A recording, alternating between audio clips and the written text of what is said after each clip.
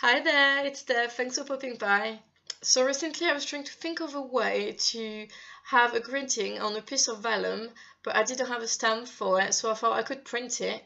And then I was worried the ink wouldn't dry well, and I thought what sets and doesn't move when it's set? It's embossing powder. So I thought let's try to put some embossing powder on some ink and see if it works, and it did work. So as you can see, I'm preparing my text on a Word document. I'm using a large font because it's easier later on to glue.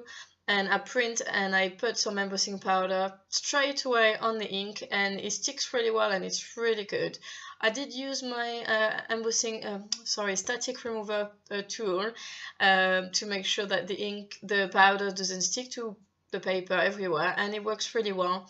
And even once melted, even the small fonts is still quite readable, so I was really pleased with the result. So that's something you may want to try. I'm not using a fancy printer. It's a Canon Pixma. It's pretty old actually. It's probably about 5 years old.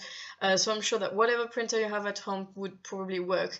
At least it's worth giving it a try. Once I was done with that, I cut off a piece hard shape from a piece of Inkadinkado masking paper, and I started ink blending with some Ranger Distress ink. I am using Festive Berry and Dusty Concord because I thought it would work really well with the gold. These two colors, I think it's quite nice. It has a bit of an oriental feel to it as well.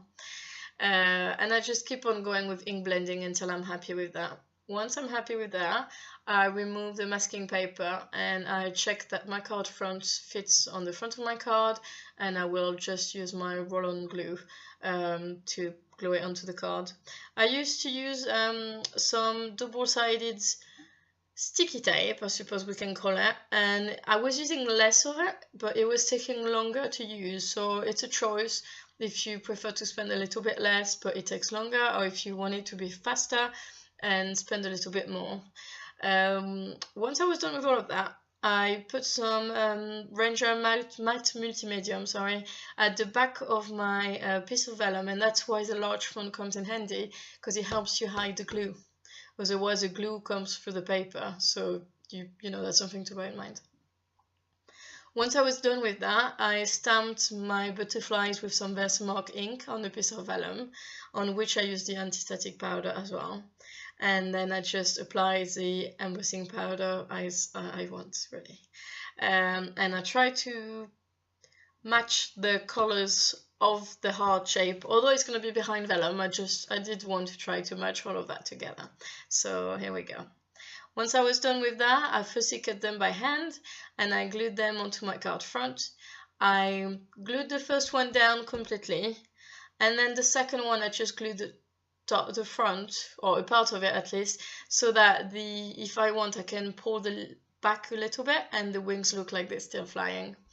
I used a gel pen and I colored the butterfly, not all of it, some of it. I added little dots and little shading accents, whatever you want to call it, just so that it matches the embossing powder of the heart shape. So I hope you find that interesting. I think it's a great way to be able to use a greeting or a word or maybe even a text that you don't necessarily have a stamp for, and it doesn't cost a lot of money if you already have a printer. It works with whatever. I mean, I use Ranger embossing powder, but I would hope that it would work with most embossing powder. And I'm actually really impressed with the result, so I really wanted to share that with you. So anyway, I hope you liked it. Thank you very much for watching. If you want to see close-up photo, head over to my blog and have a great day. Bye!